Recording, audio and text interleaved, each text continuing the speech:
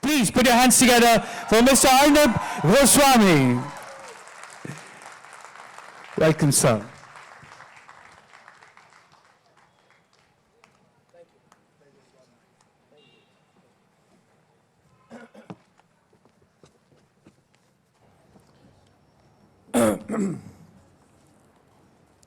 Thank you. Do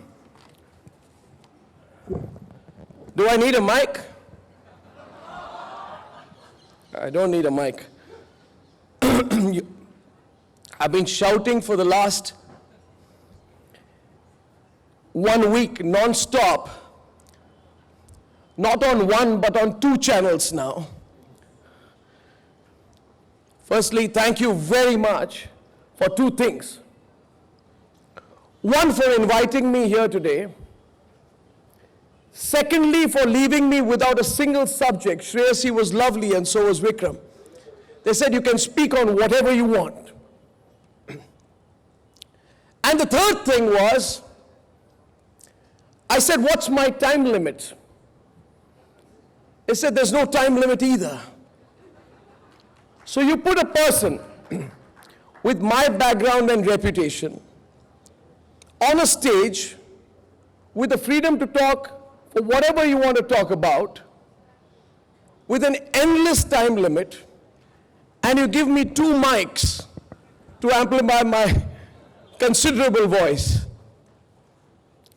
I am deeply obliged for all these honors that you've thrown at me today. Today is a beautiful day. Do you know why? Any guesses? Today is the 9th of February. Any guesses?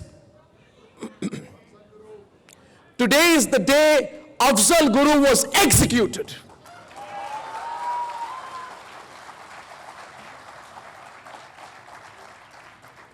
Today is a day when anti-nationals used to get together in Lutyens, Delhi, to celebrate Afzal Wad, the ideals they said of Afzal Guru. Those cheats and those traitors who hang on to the coattails of terrorists must be countered with as much force as we have at our command. Will you do that or not with me? And so right around the corner there is a Republic Bharat reporter with a mic. And since this morning, we are celebrating on Republic Bharat, because I think the time has come for all of us to be totally unapologetic about what we are, who we are, and what we believe in. We will not be beaten back by anti-nationals. We will not be beaten back by pseudos.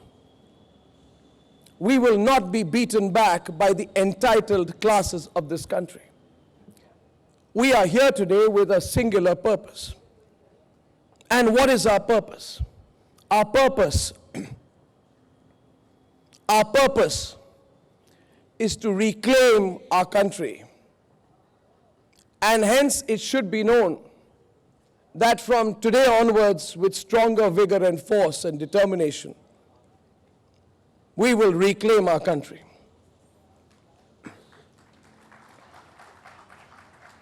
It has been 7 days since we launched a channel called Republic Bharat, which is Republic's Hindi news channel.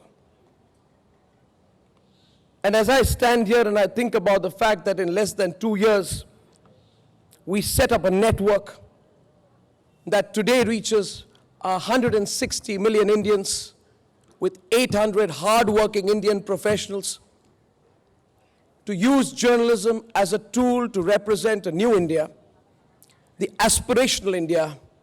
I want to begin by saying that I'm both honored and humbled through this beautiful journey. I feel blessed.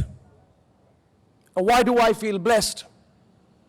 Because of the overwhelming feeling of nationalism that prevails through every day and every movement of ours in the newsrooms and outside it. They say that being anti-national was hip. They said being anti-national was cool till a few days ago. And I'm not a fashionable man. I never have been, and I'm proud of it. But there is a change happening. It's not a mundane change. It's a silent propelling of a societal change. It is a change that goes into the mindset of every Indian. There is a re-engineering that is going on of this country. And there is a feeling that a new surging India will emerge out of it. There is this silent change today that is shifting the power structure in every realm of this country. There is a silent change in the way that people of this country are thinking today. We are not satiated anymore. It is not chalta hai anymore. We are breaking out of the kuch bhi chalega attitude in this country. There is a silent change that is replacing the dogmatic, stagnated, mediocre acceptance of being given an India. We will not be given an India. We will make an India. That acceptance of being given, you are given everything in this country. That acceptance of being given your sealed circumstances of your life, that circumstances which we must accept that this is our India, it's been replaced. It's been replaced by our people here today, and you represent it. You represent an unquenchable aspiration of people who have taken the reins of this country back into your hands today without asking. And you are reclaiming your rights, and you've decided to march and change this country for what it can become, the new Bharat. So this is a new India. And now let me tell you what this new India is about. As I stand before you today, I feel every living day of mine in the newsrooms, among my reporters, is an endless struggle to reclaim this country. I think of the years 2008 to 2019. On a more personal level, let me tell you this. I left this city because I was the most frustrated man in the greatest profession of this country. I have no grudge with Lutyens, but Lutyens has defeated the purpose of India. I look at the circumstances 2007-8, and I said, why did these things happen? Why did you speak up? Why did you change the narrative of journalism? Do you remember the first day in your profession, Arnab? When you went into a newsroom in Greater Kailash, walked up the stairs, were taken to a room and told as a 21-year-old, never express your opinion, never. I was 21-year-old too, and so were you. And we were told, never express your opinion. Why? Why were we told to not express our opinion? What were they afraid of? Did they see the change coming?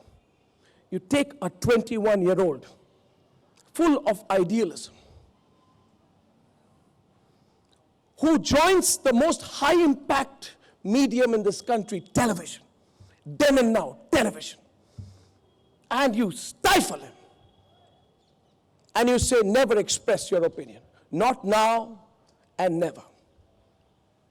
And then I look at the period 2007 to 2019. And wherever I go today, I ask, what country would you rather have? What happened in 2008? Why did people come out on the streets after 26/11? What happened in June 2010? Why were people shocked when the CWG game expose came out? They were afraid. And I'm before you today to say, I will learn no lessons from those who have sold their souls.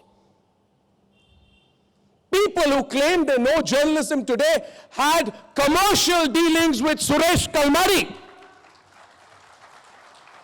Channels with 4 acronyms who say we go blank because some of us question why you celebrate Afzal's killing. Those people took money from Suresh Kalmari. I challenge them today to reveal their real intentions. The good times are here, no? The good times are coming back. Were they joint ventures with the king of good times? Were they commercial or ethical propositions? Ask them, they will hate you for asking it. I request you today, stand right in front of them, look them in the eye, and ask them, did you take money from both Suresh Kalmadi and Vijay Mallya? You want to preach about institutional integrity?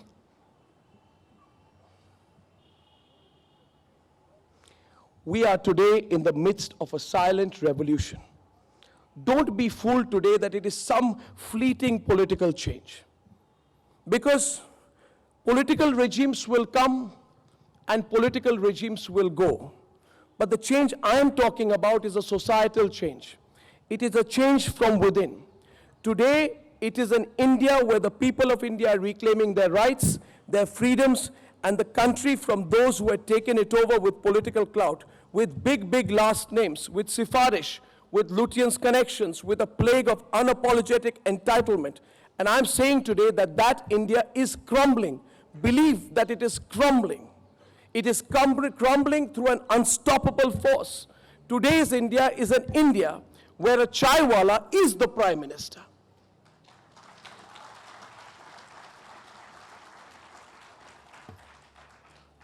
A chaiwala is the prime minister. That has rattled people. Today's India is an India where the narrative is dictated by the Aam Aadmi on the street and not by some people 500 meters away cooped up in a press club. Today's India, cooped up or drinking or whatever.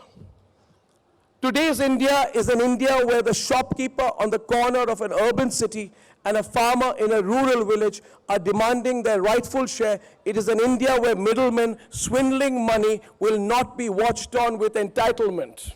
Today's India is not run from the coffee shops of Claridge's Hotel,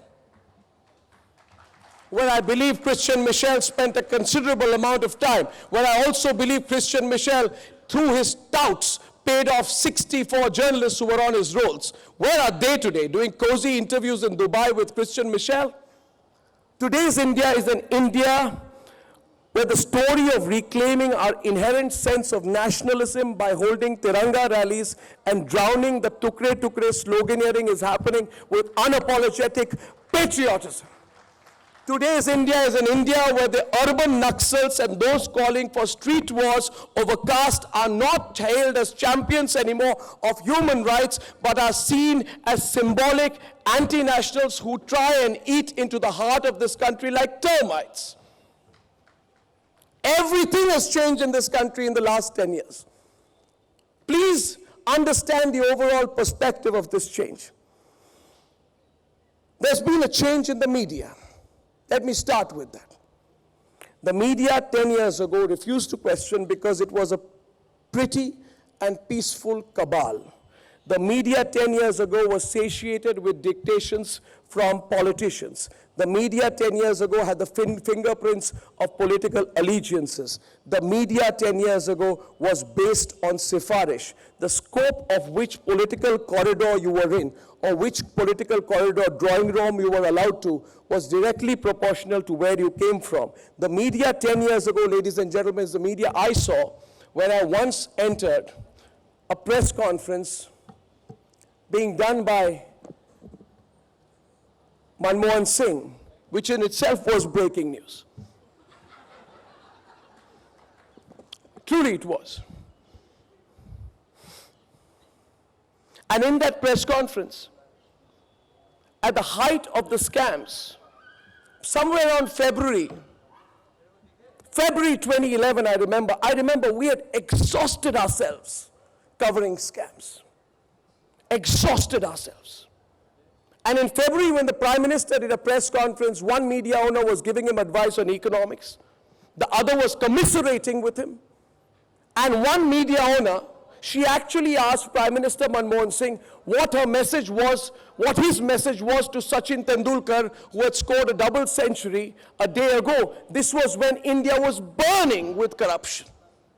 There was not one question put to Prime Minister Manmohan Singh on the issue of corruption. Can you believe it? This is why India against corruption happened. The bunch of marketeers like Yogendra Yadav, Arvind Kejriwal, Prashant Bhushan, Anna Hazare, who didn't know whether he was coming or going, that was a marketing gimmick.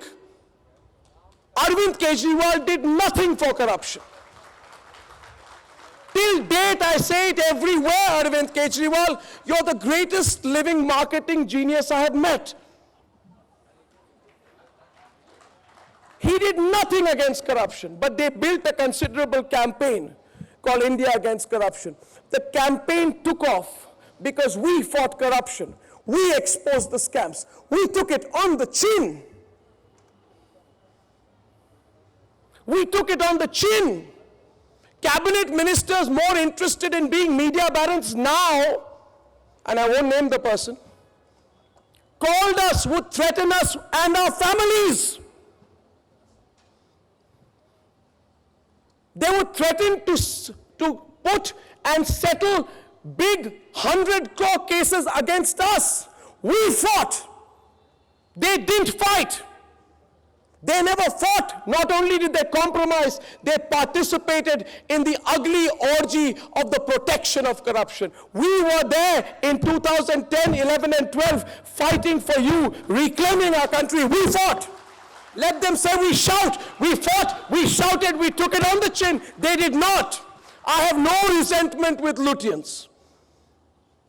But this city too, I promise you, is now going to be taken over.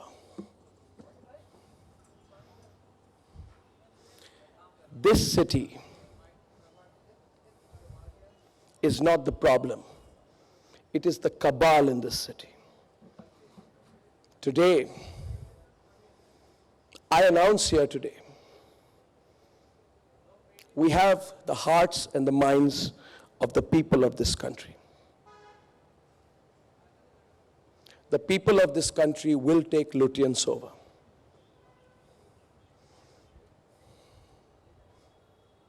Shallow people who cannot answer about the murders of their own wives.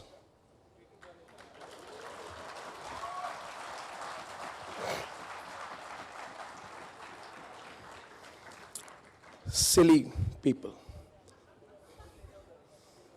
File cases here and there. We're so angry with Republic. Republic stole documents to expose the case. Well, we did get the documents, but why is it making you so nervous? See, these people go around and saying that what is happening in this country today and what is happening in this city today is ephemeral. They genuinely want to believe that the scams were ephemeral. They genuinely believe that what happened from 2010 to 12, that the anger that came out on the streets in 2012 was ephemeral. They want to convince themselves that the anger that happened after Nirbhaya was momentary. So let me tell you a story. A person who rose to the highest office in this land.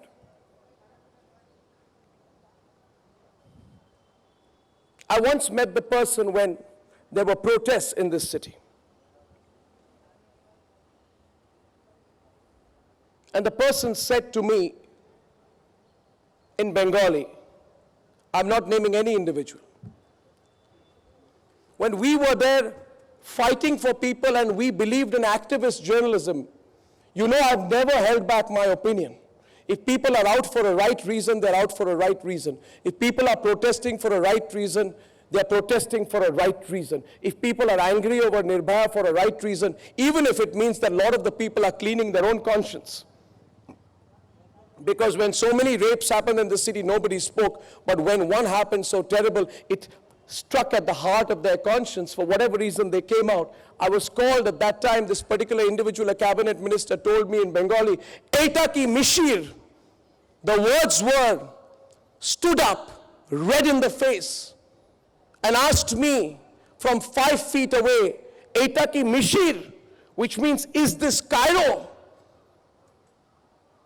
I asked back, why were they scared? Were they as bad as the regime in Egypt? Why did they fear that Tahrir Square would happen at India Gate? Were they guilty of something? Or did they believe that for a very, very long time, they had disenfranchised hundreds of millions of Indians and ruled in the most cruel manner? A manner in which not even 20% of Indians had LPG connections. A manner in which 1 out of every 3 of the poorest people on planet Earth was an Indian. That's why they asked Eta ki Mishir. That's why what you're seeing today is not momentary. It is not ephemeral. Today, at the heart of the changes in this country is a section of the media. So I began by talking about the media. The second point I want to raise today is about the right wing. Society has come a very long way in a decade. And there is a voice today that is not willing to be constrained, and it has a foot here in Lutyens. And in this new India, there is a palpable confidence of the right. Ideological leanings towards the right are not automatically rendered problematic. And I actually want to say this today, that I think it is very important to be right-wingers on many issues. I have said today, I'm the first person in the media who has said, I'm happy to be identified on several issues as a right-winger.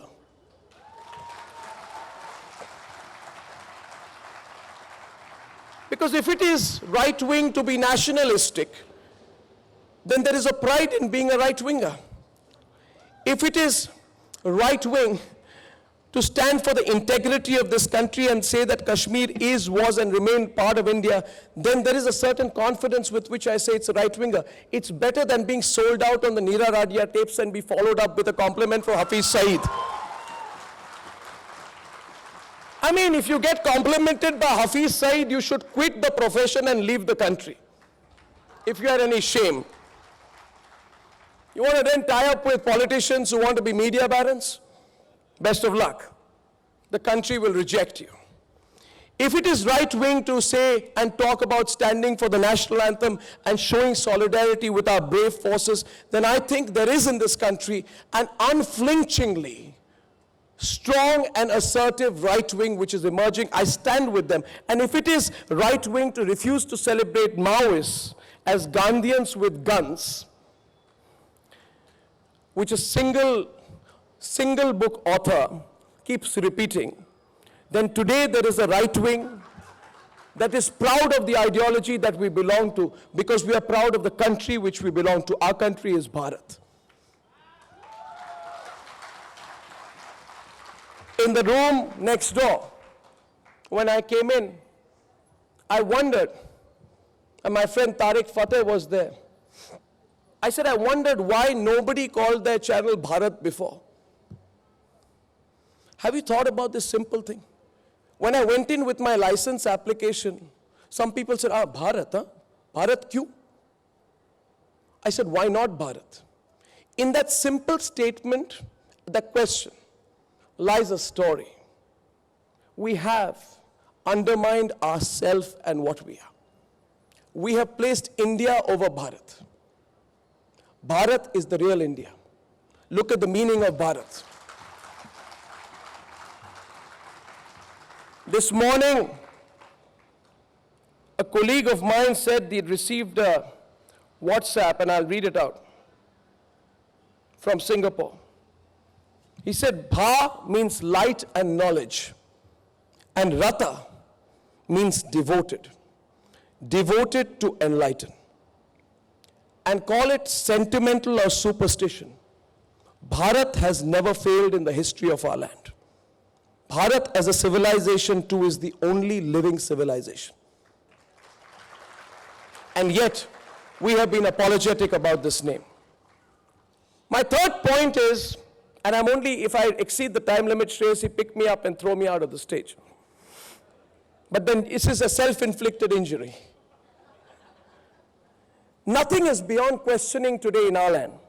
And I can say with pride that even as a minuscule brigade harps on, bores people about intolerance. And Nasiruddin Shah's world is limited to Pali Hill. He should not talk much about it. I can say it with some facts at my command. Nothing is truly beyond question. And I think that the Right to Pray campaign demanding the entry of women into temples, shrines, and dargahs is the truest example and most recent example of Indian secularism. Today, justice is the norm, equality is the baseline, and progress is the only motto. The lobby you call uncivil, because all of you here today were called uncivil till some time back. Civil society was only in India International Center. You're all uncivil people.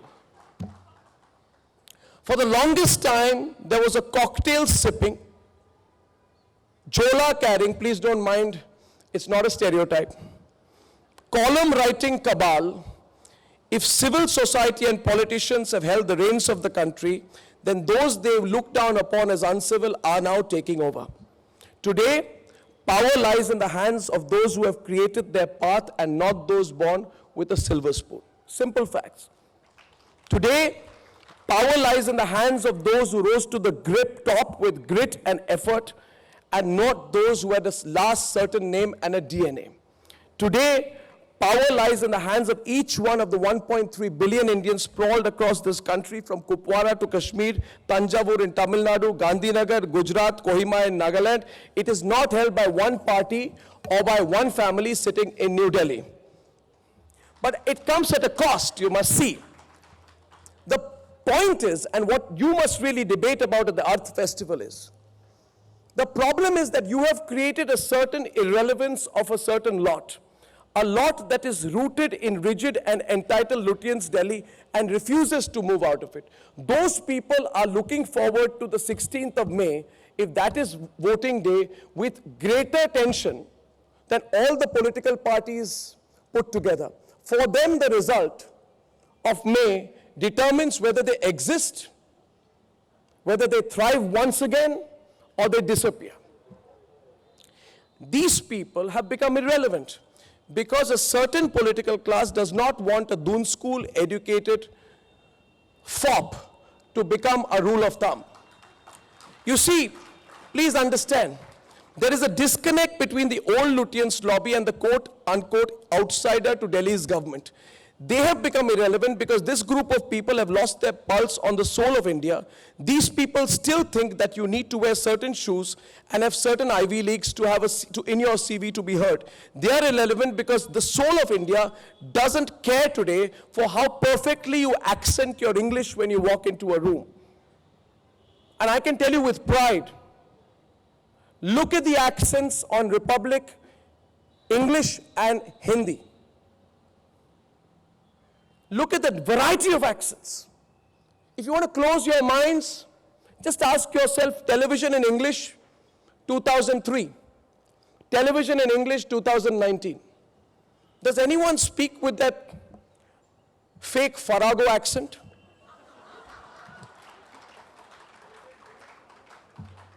Do they? If you have a Lahore meets Lancaster accent, that's your problem, but it's fake. The fact is, and please understand, you do not need a farmhouse in Chhatarpur today to say that you have anything in your realm. I am saying these things deliberately because in my minds, I know the truth. And if I were to reveal the truth one day, believe me, I'm not even skimming the surface. I told myself, Shreyasi, today, Shreyasi, I said I must not speak too much. Because if I start going into the details, I'm only skimming the surface. But I want today a critical inquiry of how many media people in Delhi own farmhouses in Chhatarpur. They're known and proportionate sources of income. The names of the NGOs that they started. Their NGOs got how much land right outside the national capital. Believe me, I tell you one thing, the expose on the Lutyens media will be greater than the expose on Robert Vadra. And finally, I want to say this, that people have got to deal with it. This is what I call, this is a beautiful chaos that is happening in our country today. It's a pure, unadulterated chaos. It is as chaotic as my news program. But my program actually represents the beautiful chaos of this country. And to those people today, you and I must all come together. We must have 3 words to say to them. When we leave this place, when the Shamiana is down, when Arth is over for this year, you must say to them wherever you meet them, you must say, deal with it. Simple. Deal with it. Because in this new India, Rahul Gandhi is the symbol of irrelevance. Ritesh Agarwal of Oyo Rooms is the symbol of aspiration. Deal with it. Will you say to them, deal with it? Will you say to them, deal with it? Will you say to them? Today, one person who edits a paper in the Gulf, I don't want to name him because I don't want to embarrass the individual, sent me a message, oh no, be careful. There are elections coming, they're going to come after you. To them also I say, deal with it. I don't give a damn. I haven't funneled money through a ex-finance minister's accounts through my media network. Started offshore accounts, third-party transactions through a chartered accountant in London, created holding companies, and built large acres of ranches in South Africa. I haven't done that, so deal with it. You know, deal with it because the inherited mindset that looked down on Kendriya Vidyalayas and looked up to Dun School is now a relic in our times. Do you believe so? So to them I say, I'm from Kendriya Vidyalaya, gun carriage factory number 1, Jabalpur. Deal with it.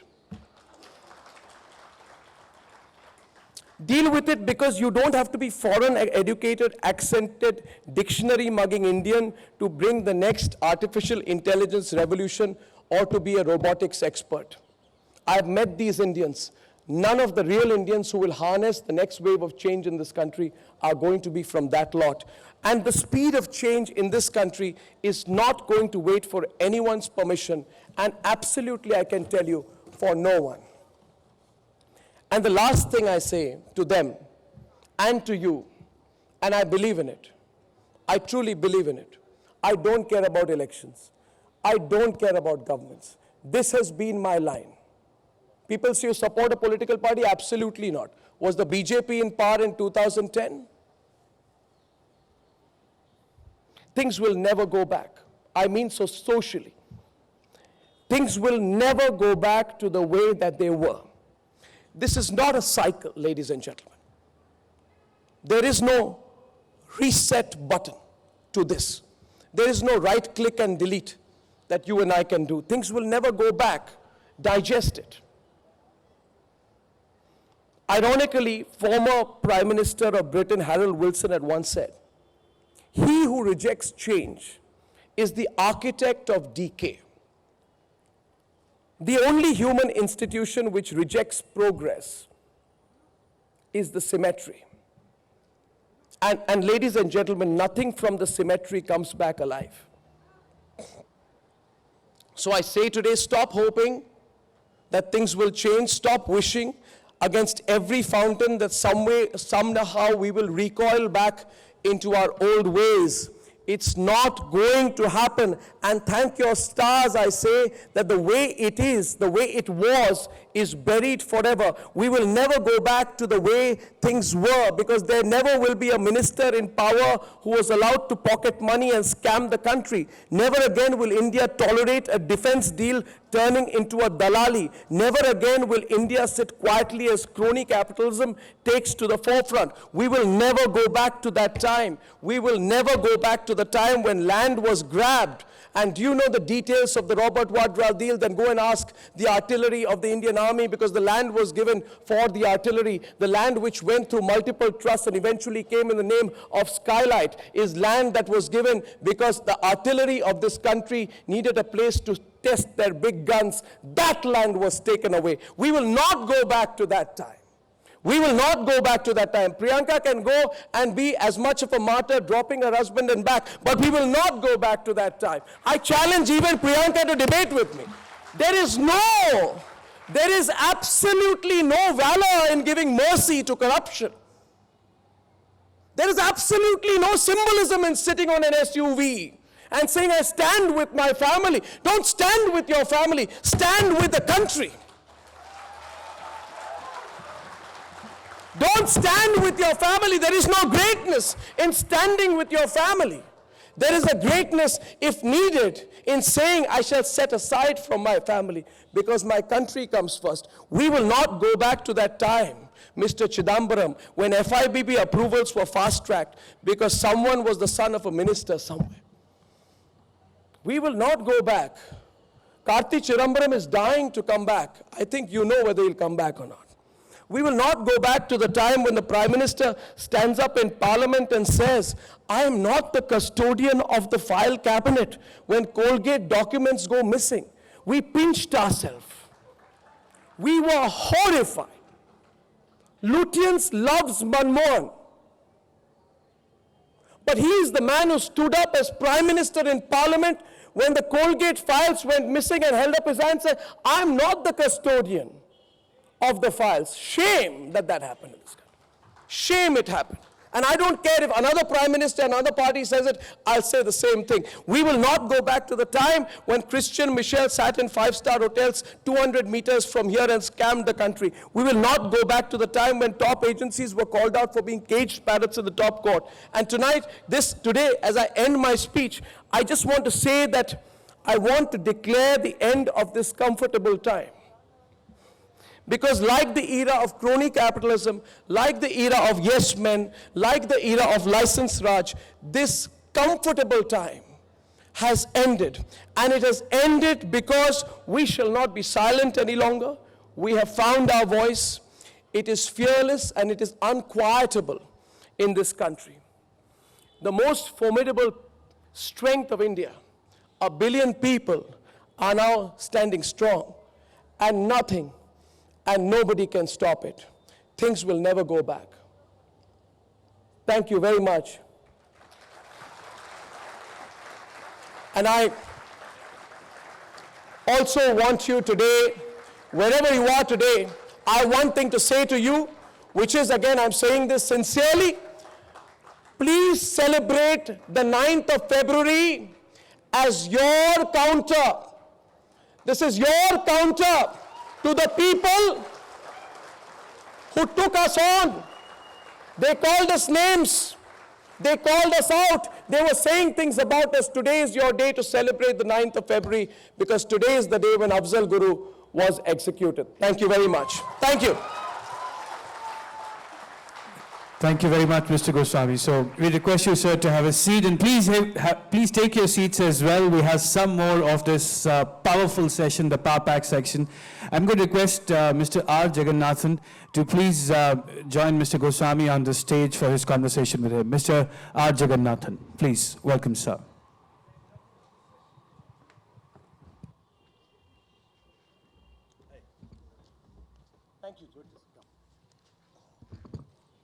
Thank you. Before I start the Q&A, just one or two simple observations. When you have the media world's Amitabh Bachchan and Rajinikanth rolled into one, I don't think I need to say much about what he stands for, what he does. No, anybody who's read the Asterix comic, you know that Obelix, when he was a child, he was dropped into a cauldron of magic potion, and he gets all his strength without having the potion.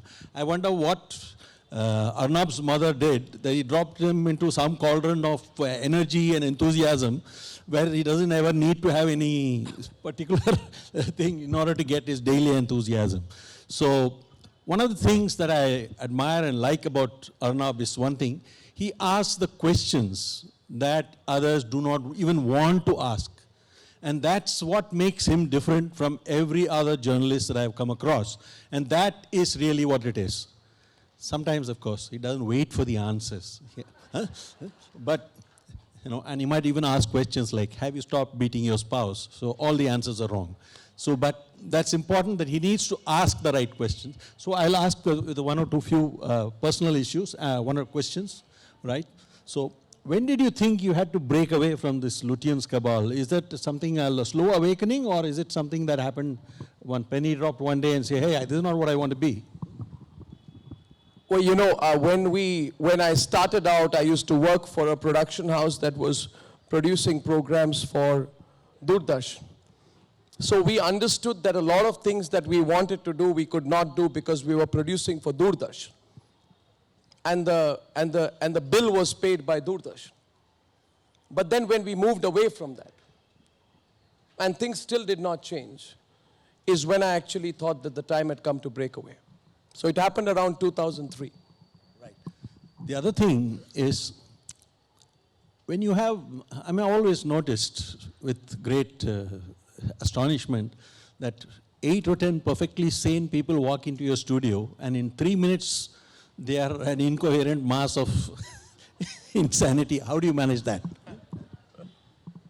But the same people go on other channels and they are perfectly normal.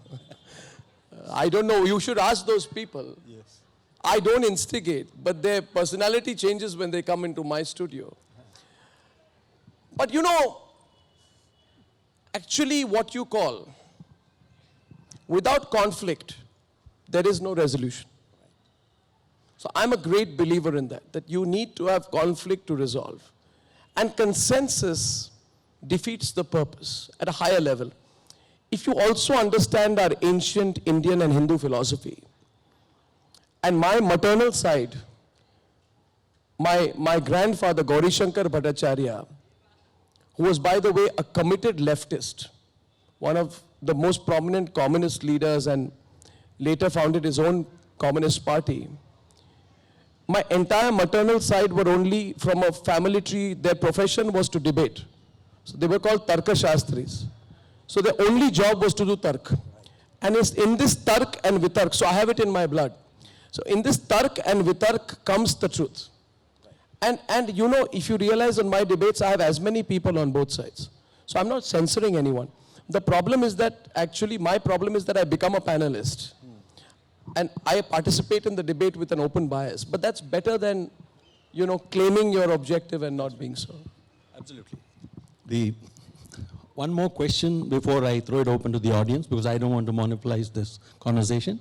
One thing is, how do you decide your victim for the day? Pretty early on in the day. See, Jaggi, first of all, you are trying to make this sound like I have an agenda.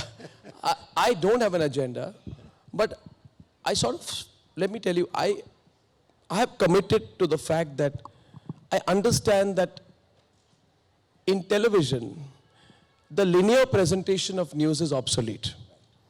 So I'm like the front page of a paper 24/7. So I can't do a bulletin. That's point one. Point number two, then I ask myself, why am I even existing as a channel? The only way is to make people think. So I think of the two things that people should think about. So for me, it's not the news value of something which is important alone. For me, it is the ability of that issue to influence the mind space of people which is more important. So within the themes, within the subjects of the news, I'm looking for overall themes. And so there was always a bigger narrative than the story itself. And sometimes, again, let me explain this to you in a little bit more detail. I was once accused of picking a story and claiming it as my own. The story was Adarsh. And all that we did in Adarsh was that we changed the name of the story. We got some documents and then we called it Kargil for Profit. You can present the same story in page number 2 of the Times of India, Hindustan Times, in single column, Adarsh, building does not get clearances, and nobody will care for it. But the moment you tell people the real story, which is that property which was meant to be given for widows of Kargil war victims have been taken over by bureaucrats and politicians. The story has a certain different emotive appeal. And so for me, the relevance of news is for it to be able to impact people the way they think and their emotions. That's when you're an agent of change, because linear presentation of news, I don't think, has much impact in this country. Now we throw open the questions to the audience. Whoever wants to ask Arnab questions. Huh? Hello, sir. One sec. Hello. Where are you? Huh? I am here in front row. Okay. Okay, okay. Please Ah, ask. right, the right, question. hi. Yes. सबसे पहले मैं बधाई देना चाहूँगा Arnab sir को कि प्रश्न पूछिए भाई. हाँ, तो मैं कहना चाहता हूँ कि जैसे कि टुकड़े टुकड़े गैंग अब आपने एक्सपोज कर दिया और उनको उनकी पार्टी भी अब इनवाइट नहीं कर रही है. अभी इनविटेशन दिया था, बोल दिया हम इनविटेशन नहीं ले रहे हैं. तो ये बहुत बड़ी कामयाबी है. मतलब आपने जो एक्सपोज किया है ये मानते हैं. मैं भी गया था जब आपने एक्सपोज किया था, वहाँ से जंतर मंतर से मैं रैली में गया था और हमने भी पूरा कोशिश किया था. और आपका मैं सैल्यूट करता हूँ, आपने जो एक्सपोज किया है. तो इसका सॉल्यूशन के लिए भी काम करे रिपब्लिक भारत में, यही चाहता हूँ कि इसके जो रूट हैं उनको कमजोर करनी पड़ेंगे. Next. Thank you, sir. Thank you. Zarur, Zarur. Where? Yes. Hello, my name is Hello, I am Ravinder Kaul. I want to ask you one question. Sir. You have got a lot of fire in the belly. What are you doing for 5 lakh people who have been thrown from their homes and hearths from Kashmir? From Kashmir, from their own homeland. So we have done, when I say we have done, over the last 15 years, sir, we have done more to fight for the Kashmiri Pandits than any other media organization. In the previous organization where I started, in the channel I started 2 years back and the channel I launched now. I will always do it and I rededicate myself to the purpose. It is not a fleeting thing, sir. We've made films, documentaries, done half a investigative series and exposed things. But the problem is that the Kashmiri Pandits are now caught between a web of promises and you need to also amplify it. The media can amplify your efforts, but the media cannot be the own amplifier. If the Kashmiri Pandits get together and they were to do any single event or campaign without any doubt in my mind, call me, I will unflinchingly support your campaign for as long as you want, sir. Yeah. Thank you, sir. Yeah, quick. Okay. Last 2 questions, the yes, second last. Mr. Goswami, since you say that Republic TV is different from all other Indian mainstream media representing the new India, would you be interested in featuring a story of racism on an Indian student in USA, a story that has been ignored by all other Indian mainstream media? I would. I am that student. Can I I contact would. you? Yes, I would meet you. And I would remind you to prove to you the sincerity of what I am saying. Thank you very I much. want you to remember what happened in this country in January, February, March January, let me answer the student. January, February, March 2008, sir. You remember that there was a test series which got called Monkey Gate. It was the Indian team, Saurav Ganguly was part of it, and Bhaji, and they'd all gone down under to Australia. Every media house covered Monkey Gate and they came back. When I was with Times Now, we did a 3-month campaign against the racist attacks on the Australians. Till today, I consider if there is one story which changed the narrative, and the Australian Prime Minister, when he came to New Delhi, was asked questions by the Australian media on this subject. I now want to tell you, sir, the tragedy, since you speak about the mainstream media, there is no mainstream media, sir. Yeah. We are the only mainstream media. And I'll tell you why.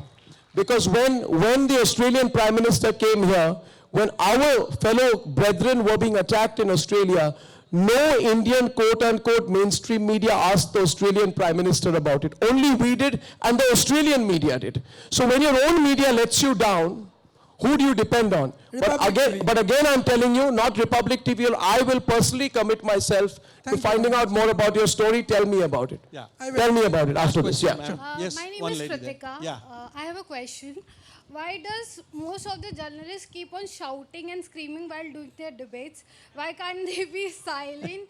And what outcome does it gives to us? I will tell you 2 things. Because you have also started shouting. Yes. Not always. Not always, but yes. I was very silent when I interviewed Rahul Gandhi. Yeah. He was doing women's empowerment. Pardon me? He was doing women's empowerment. No, I was listening on with amazement. So it's not always that I'm shouting. But on a serious note, let me tell you that in this country, you must know this. And I said it when I said the other story would be single column, page 2, Times of India, or a screaming, shouting Arnab on the screen. In this country, you don't shout, you will not be heard. Trust me, you won't. And the reason I am in television today, and many people have wanted me to vacate television. I told Jaggi about it. Many people have wanted me to vacate TV, go fully digital, or experiment with print. The reason I'm in television today is because it's the most high impact medium. You watch it with your families, you talk about it, it's a conversation in your room. So in this conversation, if you don't shout, you will not be heard. But I'll try to dim it down just a little bit for you, 10%. Thank you. I think we are really out of time. Hello, I want to ask a question. Sorry? Can I ask a question? Take a couple more. Okay. Another one. Sir, question on citizenship amendment bill. If it has its sway, so do you think Assam would not be the biggest loser? Or do the Assamese has to choose being the religious minority or minority in language? Sir, so we feel that we have just two choices now. Sir, your lights on. Apni Ahomer pra neki? Hi, sir. Buji paisu. But I won't reply in Assamese, but Yes, I'll sir. reply in English so everyone understands. Yes. I am firmly against the BJP government's attempts to introduce the Citizenship Amendment Bill. The problem in Assam, and I think the BJP government is making a big mistake. In their attempts to curry favor with a certain lobby, they are forgetting the plight and the pain of the people of Assam. The problem in Assam has been a foreigner's problem. It's not a religious problem. You cannot say, let the Hindus come, let the Muslims not come. Everybody needs to have legitimate documents. If you do this today, then I assure you, you will not be able to discriminate who's from what religion. You're basically opening your doors and telling people to open the floodgates. Even today, I appeal to the government to reconsider its position on the Citizenship Amendment Bill. And I am with you in this. And we've picked it up, we will pick it up stronger. Arnab, Sir, one question. sir. One short question. Arnab, you, in your panel discussions, you have people from both sides. But unfortunately, you have the same faces every day. Sir. So I welcome you to my panel, sir. No, on a serious note, you are correct. You are correct. You know, we are 24-hour news channels, and therefore there is a fair amount of repetition. But this is something I was just speaking about to my colleagues on the way here. We are going to introduce lots of new faces. But having said that, can I say one thing? You compare the number of faces today, sir, compared to 10 years back. You see a lot of different people, different accents. You see younger people, you see newer people, you see people with diverse ideologies. You see people who don't have to, you know, many of the faces today are different from 10 years back. Do that comparison. Having said that, there's a lot that is to be done on it. So I will work on it. Our focus, however, is the news, not always the debate. So we focus so much on that, but it's a good suggestion. I take it from here and I will work on it, sir. Thank you, sir. Thank you very much. Arnab, sir. Thank you. Thank Arnab, you. sir. Thanks a lot. I think Arnab, sir. I think you can talk to him when he's out. You can. So can I first of all thank you all very, very much to Arth and to Shreyasi and of course to Vikram and to all of you for being here today in such a large attendance. And I hope that some of what I said today made sense to you. And please watch Republic TV and Republic Bharat. Thank you so much. Thank you.